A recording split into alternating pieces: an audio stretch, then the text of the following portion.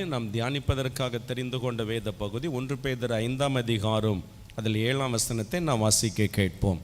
1 பேதுரு 5ஆம் அதிகாரம் 7ஆம் வசனம்.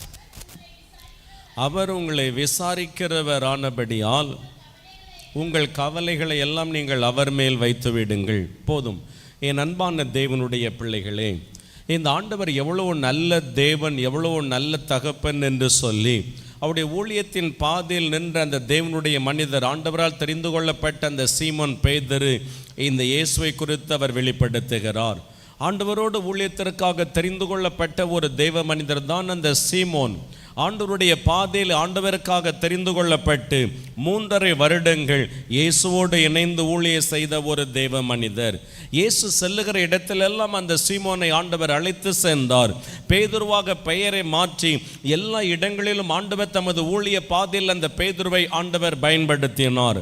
இயேசு சென்றதற்கு பின்பதாக, இயேசு உயிரோடு பரலோகத்திற்கு ஏறினதற்கு பின்பதாக திருச்சபைகளை உருவாக்க, ஜனங்களை கர்த்தர் பக்கம் கொண்டு வர, ஆண்டவருக்காக தேவ ஜனங்களை ஆண்டவருடைய பாதையில் உருவாக்குவதற்காக இந்த சீமோன் பேதுருவின் பிரசங்கத்தை கேட்டு அநேக பிள்ளைகள் மீட்கப்பட்டார்கள். 3000 5000 திரளான ஜனங்கள் திருச்சபையில் சேர்க்கப்பட்டார்கள் என்று வேதம் சொல்லுகிறது. ஆண்டவருக்காய் வல்லமையாய் பயன்படுத்தப்பட்ட ஒரு பாத்திரம் தான் அந்த சீமோன் பேதுரு. இந்த சீமோன் பேதுரு பிரசங்கிக்கிற இடத்திலெல்லாம் திரளான மக்கள் ஆண்டவருடைய அன்பை பெற்றுக் கொண்டார்கள். இந்த சீமோன் பேதுருவின் நிமித்தமாக அநேக மக்கள் அற்புதங்களை, அடையாளங்களை அந்த ஜனங்கள் பெற்றுக்கொண்டார்கள். இந்த சீமோன் பேதுரு நடந்து போகிற பொழுது அவருடைய நிழலாயிலும் படுமா என்று சொல்லி அநேக நோயுள்ளவர்களை அவர் போகிற பாதையில் வைத்தார்கள் என்று வேதம் சொல்லுகிறது. அப்படிப்பட்ட ஒரு தேவ மனிதர், ஆண்டவருக்காய் பயன்படுத்தப்பட்ட ஒரு பாத்திரம். அந்த தேவ மனிதர் தன் நிருபங்களில் எழுதுகிற பொழுது சொல்லுகிறார், இந்த இயேசு உங்களை விசாரிக்கிற ஒரு தேவன். அல்லேலூயா. நான் பிரசங்கித்துக் கொண்டிருக்கிற இந்த இயேசு, இந்த ஆண்டவருடைய நாமத்தை வெளிப்படுத்தி கொண்டிருக்கிற நான் இந்த இயேசுவை குறித்து பிரசங்கித்துக் கொண்டிருக்கிறேன். இந்த இயேசு உங்கள் ஒவ்வொருவரையும் விசாரிக்கிற ஒரு தேவன். அந்த இயேசு என்னை விசாரித்தார்.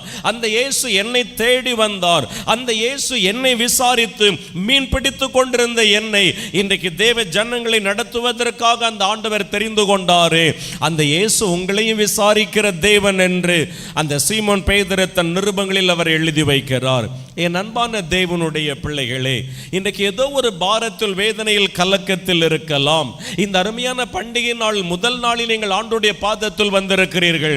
என்னை நேசிக்க யாரும் இல்லை, என் மீது அன்பு பாராட்டுவதற்கு யாரும் இல்லை, என்னை விசாரிப்பதற்கு என்று யாரும் இல்லை என்று ஏதோ ஒரு தோல்வியில், நெருக்கத்தில், வேதனையில், உபத்திரவத்தில், பாடுகளில், ஏதோ வேதனையான ஒரு சூழ்நிலைகளில் இந்த வார்த்தைகள், இந்த சத்தத்தை கேட்டுக்கொண்டிருக்கலாம்.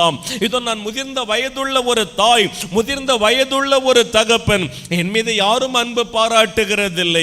என் பிள்ளைகள் என்னை நேசிப்பார்களா? என் பிள்ளைகள் என் மீது அன்பாய் பேசுவார்களா? என் பிள்ளைகள் எனக்காக கிருபையாய் அவர்கள் வெளிப்படுத்துவார்களா?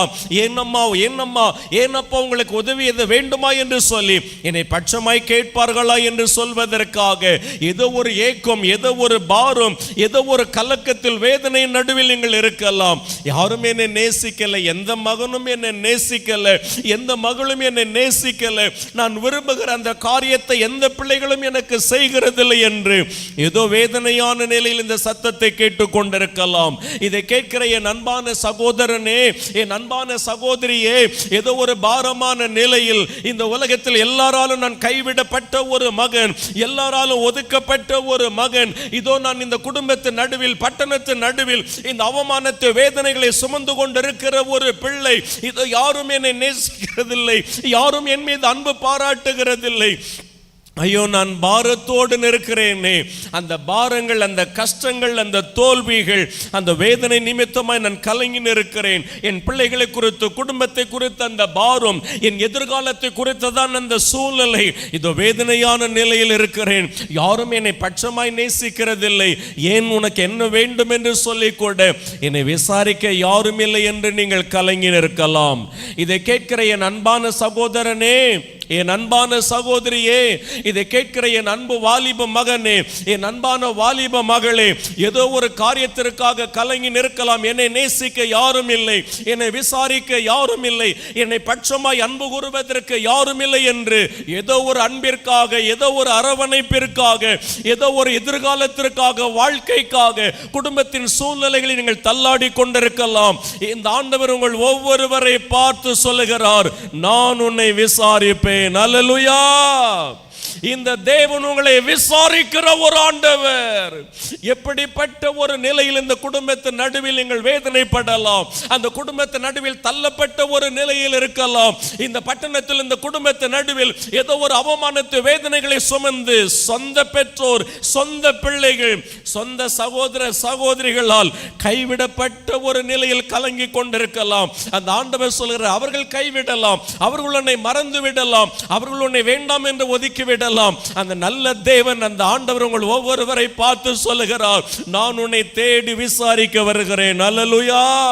அந்த தேவன் ஒவ்வொருவரை தேடி விசாரிக்க வருகிறார். எப்படிப்பட்ட தாழ்வில், எப்படிப்பட்ட குறைவில், எப்படிப்பட்ட கஷ்டத்தில், எந்த தோல்வியில், நெருக்கத்தில் இருக்கலாம், இந்த தேவன் கைவிடுகிறவர் அல்ல. இந்த தேவன் அவர்களை தேடி வந்து விசாரிக்கிற ஆண்டவர்.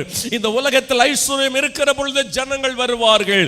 இந்த உலகத்தில் தோல்வியோடு, வேதனையோடு, கஷ்டத்தோடு, கடன் பாரத்தோடு இருக்கிற பொழுது எல்லாரும் மறந்து விட்டு விடுவார்கள்.